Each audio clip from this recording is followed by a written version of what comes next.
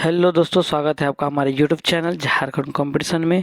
और आज का जो क्लास का विषय है उसमें हम लोग जो अभी आपका बिग ब्रेकिंग न्यूज़ चल रहा है कि सुप्रीम कोर्ट की ओर से जो झारखंड नियोजन नीति 2016 था उसको अभी खारिज कर दिया गया है। कहने का मतलब है कि रद्द किया गया है। वही बिग ब्रेकिंग न्यूज़ के रूप में आपको घूम रहा है कि नियोजन नीति 2016 केस में सुप्रीम कोर्ट ने खारिज की SLP स्पेशली पिटीशन नियुक्ति सुरक्षित नई मेरिट लिस्ट जारी करने का आदेश। लेकिन इसमें क्या है कि सुप्रीम कोर्ट जो है अपना विशेषाधिकार का प्रयोग करते हुए ये झारखंड नियोजन नीति के तहत जो भी नियुक्तियाँ हुई थी उसको सुरक्षित रखा है, लेकिन उसकी जगह में क्या कर दिया है कि नए सिरे से मेरिट लिस्ट जारी करने का आदेश दिया है। ठीक है, चलिए ये जो आपका सुप्रीम कोर्ट का जो ये पिटिशन या फिर जो फाइल चल रहा था वो सोनी कुमारी वर्सेस झारखंड नियोजन नीति 2016 11-13 के तहत चल रहा था। और यही जिला नियोजन नीति जो है अब क्या हो गया, रद्द हो गया, गलत साबित हो गया। लेकिन इसमें महत्वपूर्ण एक फैसला क्या लिया है आपका अपना विशेषाधिकार का प्रयोग करते हुए सुप्रीम कोर्ट ने कि सुप्रीम कोर्ट ने कहा कि झारखंड की नियोजन नीति असंवैधानिक, लेकिन झारखंड का जो नियोजन नीति है 2016 का वो असंवैधानिक है, ये सुप्रीम कोर्ट ने कह दिया है। किंतु नियुक्त शिक्षक नहीं हटेंगे, शेष पदों के लिए नई मेरिट लिस्ट बनाए जाएंगे। कहने का मतलब है कि जो शिक्षक जो नियुक्ति हुई है इस नियोजन नीति के तहत वो नहीं हटेंगे, लेकिन जिसका भी अभी और बाकी जो भी शेष पद है जिसका पूरा कंप्लीट नहीं हो पाया था, जैसे आपका पंचायत सचिव का बात करें या तो फिर आपका उत्पाद सिपाही का बात करें या फिर आपका विशेष शाखा के लिए जो कांस्टेबल का आपका था एग्ज़ाम लिया गया था, इस सब का बात करें, इसके लिए नए सिरे से आपका मेरिट लिस्ट बनाए जाने का बात कहा गया है। ठीक है, तो इस संबंध में या बाकी एग्ज़ाम में क्या असर पड़ेगा या फिर कट ऑफ फिर क्या असर पड़ेगा, इस पर विस्तृत अध्ययन हम लोग आगे करते हैं। वीडियो के लास्ट तक बने रहिए। चलिए अगला कुछ महत्वपूर्ण बिंदु इस पर है, उस पर हम लोग पहले चर्चा कर लेते हैं कि कोर्ट ने मामले की सुनवाई करते हुए SLP को खारिज कर दिया है और अदालत ने 2016 नियोजन नीति के तहत हुई नियुक्तियों को सुरक्षित रखने का आदेश किया है। साथ ही नई मेरिट लिस्ट जारी करने का भी आदेश दिया है। बता दें कि 22 मई को सभी पक्षों की ओर से बहस पूरी होने के बाद सुप्रीम कोर्ट ने अपना फैसला सुरक्षित रख लिया था और यही फैसला को 2 तारीख को आपका 2 अगस्त को अपना सुना दिया, यही फैसला को। ठीक है, अब इसमें क्या है और कि सुप्रीम कोर्ट के न्यायाधीश जस्टिस M.R. शाह और जस्टिस B.V. नागारत्नन की बेंच ने यह आदेश पारित किया है। किसकी बेंच ने यह आदेश पारित किया है?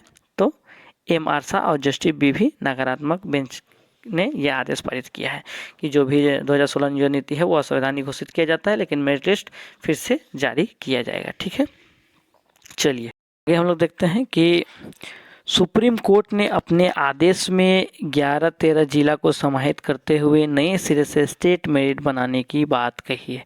11-13 कहने का मतलब है कि 13 जो आपका अनुसूचित जिला और 11 गैर अनुसूचित जिले थे उन सबको मिला के स्टेट मेरिट लिस्ट बनाने की बात कही है। मतलब एक मेरिट लिस्ट तैयार होगा, मतलब गैर अनुसूचित के लिए अलग और अनुसूचित जिलों के लिए अलग, ऐसा नहीं है। अब 11 जिला के अभ्यर्थी 13 जिला में और 13 जिला के अभ्यर्थी 11 जिला में जा सकते हैं। कहने का मतलब कि अब पूरा स्टेट का एक मेरिट लिस्ट बनेगा, कोई भी स्टूडेंट कहीं भी जा सकता है। मतलब सीधा सी बात है कि गैर अनुसूचित को लेके जो आरक्षण का मामला था या अनुसूचित क्षेत्र जो लेके मामला था वो सब सीधे रद्द कर दिया गया है। सभी लंबित नियुक्तियों का स्टेट से मेरिट लिस्ट जारी करना होगा और जजमेंट में ऑल कॉमन मेरिट लिस्ट की बात की गई है। ऑल कॉमन मेरिट लिस्ट करने का मतलब पूरे स्टेट के लिए एक कॉमन मेरिट लिस्ट तैयार किया जाएगा। ठीक है, चलिए इसको समझने से पहले आप लोगों को जानकारी दे दो कि हमारे झारखंड में 13 अनुसूचित जिले वे कौन कौन से हैं और 11 अनुसूचित जिले कौन से हैं।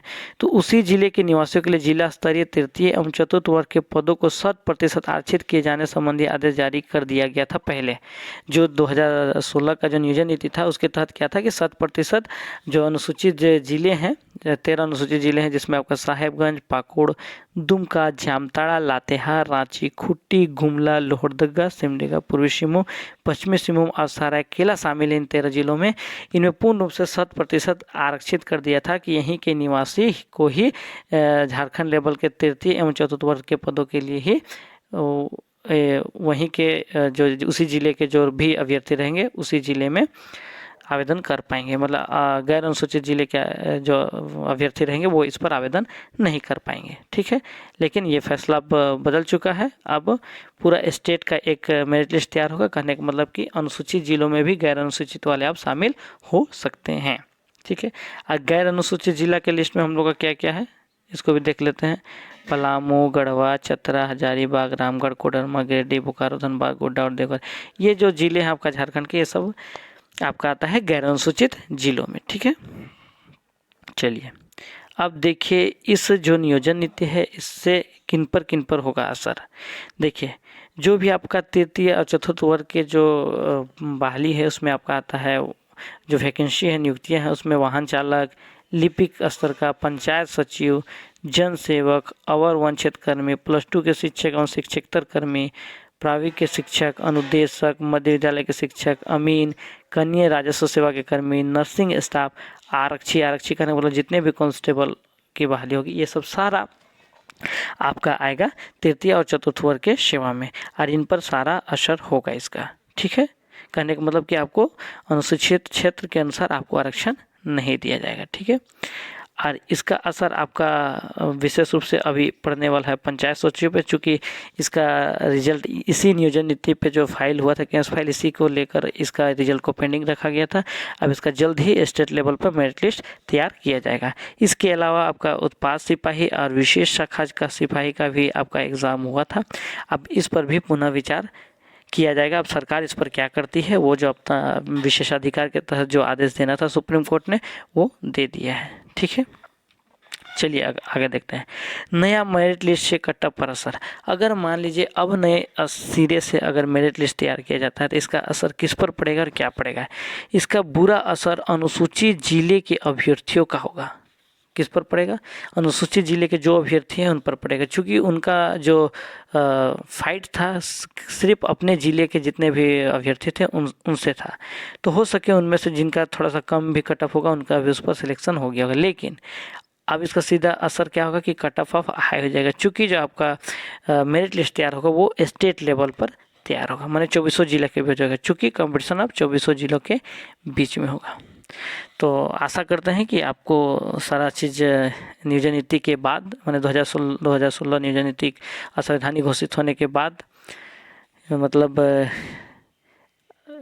क्या क्या असर झारखंड के विभिन्न नियुक्तियों पर पड़ा है उसको समझ में आ गया होगा उसके बारे में, और कट ऑफ पर भी क्या असर पड़ेगा वो भी समझ में आ गया होगा। तो अगर आपको हमारा चैनल पर इस तरह के वीडियो पसंद आते हैं तो ज़रूर लाइक एंड सब्सक्राइब करें और शेयर करना ना भूलें। धन्यवाद, जय हिंद।